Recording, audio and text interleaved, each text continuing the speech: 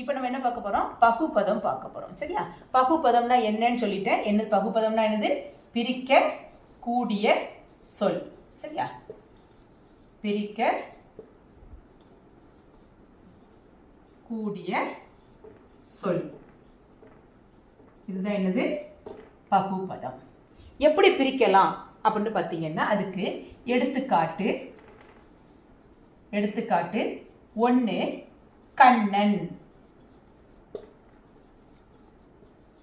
கண்ணன் பிரிக்க முடியும்.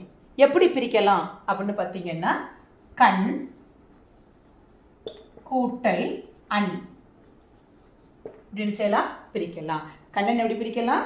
கண் கூட்டல் அன்னு சொல்லி கண்ணனை பிரிக்கலாம். இப்போ அதே மாதிரி அடுத்த எக்ஸாம்பிள் என்ன? அடுத்த எடுத்துக்காட்டு என்ன அப்படின்னு பார்த்தீங்கன்னா படித்தான். படித்தான். இதை நம்ம எப்படி பிரிக்கிறோம் அப்படின்னு பார்த்தீங்கன்னா படி கூட்டல் இத்து கூட்டல் இத்து கூட்டல் ஆண். இந்த மாதிரி நம்ம செய்யறோம், பிரிக்கிறோம். அதனால இது வந்து பகுபதம். இந்த கண்ணன்கிறதும் பகுபதம் தான், படித்தான்ங்கிறது என்னதுதான்? பகுபதம் தான் என பிரிக்க முடியுது. சரியா? அதனால இது என்னது? பகுபதம், பிரிக்கக்கூடிய சொல். சரி, இதுல இந்த பகுபதத்துல நான் வந்து 1 கண்ணன் எழுதினேன், அப்படிதானே? 1 வந்து கண்ணன் சொன்னேன், இன்னொன்னு படித்தான் சொன்னேன். 2 எடுத்துக்காட்டுகள் நான் கொடுத்திருந்தேன்.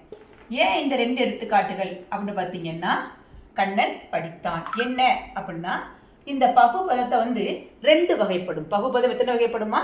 இந்த பகுபதம் 2 வகைப்படும். பகுபதம் எத்தனை வகைப்படும்? 2 வகைப்படும். எதெல்லாம் அப்படின்னு பார்த்தா இது பெயர் சொல். இது என்னது? பெயர் சொல். ஆனா பிரிக்க முடியும். அதனால இது பெயர் சொல்ங்கிறதுனால இது என்னது? பெயர் பகுபதம். இதை பிரிக்க முடியுங்கிறதுனால இது என்னது? பெயர் பகுபதம். அதே மாதிரி இது பிரிக்க முடியும். சரியா? இது என்னது? வினைச்சொல். அதனால இது என்னன்னு பார்த்தீங்கன்னா வினை பகுபதம். வினை பகுபதம். சரியா? அப்போ இந்த பகுபதம் எத்தனை வகைப்படும்? 2 வகைப்படும். எதெல்லாம் அப்படின்னு பார்த்தீங்கன்னா 1 பெயர் பகுபதம். 1 என்னது? பெயர் பகுபதம். 2வது வினை பகுபதம்.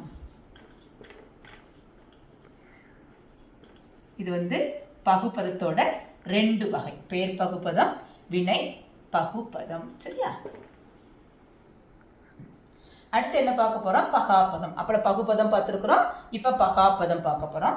இந்த பகாபதம் என்ன அப்படின்னு பார்த்தீங்கன்னா பிரிக்க முடியாத சொல். பகாபதம் என்னது? பிரிக்க முடியாத, பிரிக்க முடியாது. சரியா? பிரிக்க முடியாத சொல். இதுதான் என்னது? பகாபதம். அப்போ அதே மாதிரி இந்த பகாபதமும் எத்தனை வகைப்படும் அப்படின்னு பார்த்தீங்கன்னா 2 வகைப்படும். பகாபதம் எத்தனை வகைப்படும்? 2 வகைப்படும். சரியா? அப்போ இந்த பகாபதத்துல 2 வகைன்னு சொல்றோம். எதெல்லாம் 2 வகை அப்படின்னு பார்த்தீங்கன்னா அதே மாதிரி தான் 1 பெயர் பகாபதம். பெயர் பகாபதம். அடுத்தது 2 என்னன்னு பார்த்தீங்கன்னா வினை பகாபதம். வினை பகாபதம். சரியா? பகாபதம்னா என்னது? பிரிக்க முடியாது. அதை மூலம் நல்ல ஞாபகம் வச்சுக்கணும். பகாபதம்னா பிரிக்க முடியாது. சரி, எப்படி பிரிக்க முடியாது அப்படின்னு பார்த்தீங்கன்னா இப்போ கண்ணுன்னு எழுதியிருக்கேன். இந்த கண்ணை பிரிக்க முடியுமா அப்படின்னு பார்த்தீங்கன்னா பிரிக்க முடியாது. அப்போ கண்ணுன்னு எழுதணும். அந்த கண்ணனை கண் கூட்டல் இன் கூட்டல் கண் கூட்டல் அண்ணுன்னு பிரித்தோம், அப்படிதானே? ஆனால் இந்த கண்ணை நம்ம என்ன செய்ய முடியாது? பிரிக்க முடியாது. அதே மாதிரி வினை பகாபதம் இது என்னன்னு பார்த்தீங்கன்னா படி. இந்த படியை நம்மளால பிரிக்க முடியுமா? முடியாது. இது ஒரு வினைச்சொல். இது ஒரு வினைச்சொல். இதை பிரிக்க முடியாது. அதனால இது வந்து பகாபதம். ஆனால் படி என்பது வினை பகாபதம். சரியா? அடுத்து வேற இன்னொரு எடுத்துக்காட்டு பார்த்தோம்னா வேல். வேல் என்பது பெயர் சொல், அப்படிதானே? பிரிக்க முடியாது. அதனால வேல் என்பதும் பெயர் பகாபதம். சரியா? அப்ப இதுக்கு வேற என்ன கொடுக்கலாம் அப்படின்னு பார்த்தீங்கன்னா ஓடு. நிறைய நம்ம எதெல்லாம் கட்டளையா சொல்றோமோ, ஆர்டர் படி சொல்றோமா இல்லையா, ஆர்டர் போடுறோமா இல்லையா, கட்டளையா ஓடு, எழுது, படி, அது எல்லாமே என்னதான் வினை பகாபதம் தான். ஏன்னா அதை என்ன செய்ய முடியாது, பிரிக்க முடியாது. எல்லாருக்கும் இது புரிஞ்சுதா? இப்போ நம்ம வந்து பகுபதம் பார்த்துருக்குறோம், பகாபதம் பார்த்துருக்கோம். அதாவது பதத்தோட விளக்கங்கள் பார்த்துருக்கோம். பதம் என்ன, பகுபதம், பகாபதம்.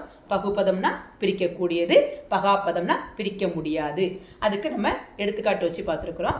நம்ம அடுத்த வகுப்புல உங்களுக்கு பகுபத உறுப்பிலக்கணம் அதை பற்றி உங்களுக்கு நான் விளக்கமாக சொல்கிறேன். சரியா? அடுத்த வகுப்புல எது பார்க்க போகிறோம், பகுபத உறுப்பிலக்கணம். இதில் ஏதாவது உங்களுக்கு சந்தேகங்கள் இருந்தால் எனக்கு கமெண்டில் போடுங்க, அதுக்கு நான் உங்களுக்கு பதில் சொல்கிறேன். சரியா? நன்றி, வணக்கம்.